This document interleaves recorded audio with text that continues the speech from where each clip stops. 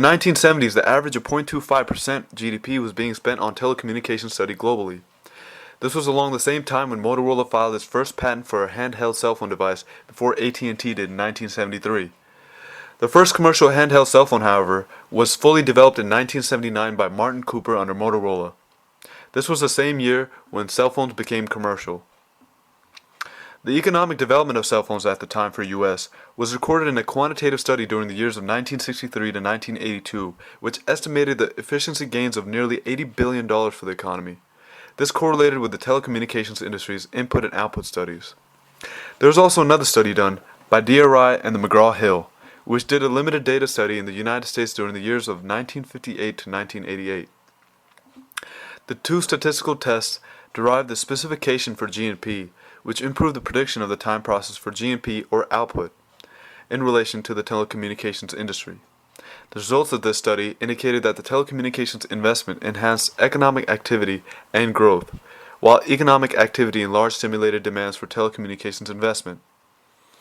This is also a similar study done by Andrew Hardy, an economist, which correlated between GDP and the number of telephones per capita using data from 45 countries for the period of 1960 to 1973. Both of those studies, the McGraw-Hill and the Andrew Hardy study, indicated that the telecommunications industry had a huge impact in the economy during the beginning stages of the cell phone. Technology that allowed for more efficient transfer of wireless signal through frequency spectrum, firms greatly expanded the network of cell sites that became the backbone of the technology consumers enjoy today. Advancements in technology and deregulation freed up labor and capital to flow from one industry to another industry, an industry that required workers to increase their skill set and knowledge. This new wireless industry was able to produce more advanced products the consumer demanded. The free market replaces jobs it had destroyed with higher paying, more technologically oriented jobs. Billy, do you know how a phone helped me turn my little garden into this large farm? No, how, John? This cell phone allows me to see the market prices for my produce. That way nobody can try to stifle me of my hard-earned money, Billy. Do you mean that I can do the exact same thing with my phone, John? That's up to you, Billy. You can use it to play games or to make somebody's life a little bit easier. Billy, Saka, the company that designed this mobile app for my phone, are helping me fight the middleman that tries to rip me off and purchase my goods at a lower price than what is fair.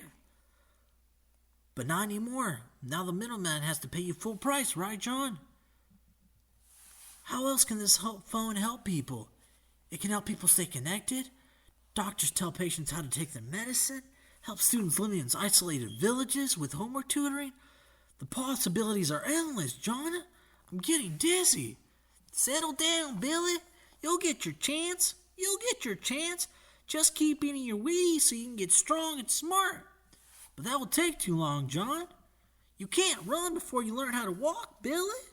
You gotta learn some economics, supply and demand, and some math or engineering. And then maybe you might just come up with the next best app. Like an app that can help me find my keys. Did I give them to you, Billy? An increase of 10 mobile phones per 100 people would increase GDP per capita growth by up to 0.6 percentage points in developed countries and between 0.8 and 1.2 percentage points in developing countries. A 10% increase in mobile penetration increases total factor productivity on average by 4.2 percentage points in the long run. Total factor production is a measure of economic productivity, which accounts for effects in total output not caused by traditionally measured inputs, such as labor and capital. If countries had a 10% higher 3G penetration rate than a given value between 2008 and 2011, then they would have experienced an increase in the average annual growth rate of GDP per capita by 0.15 percentage points. Mobile data usage for each 3G connection doubled on average every year between 2005 and 2010 in each country in the sample. In the US, mobile data usage for each 3G connection increased 300%, while in Western Europe it was only 170% increase.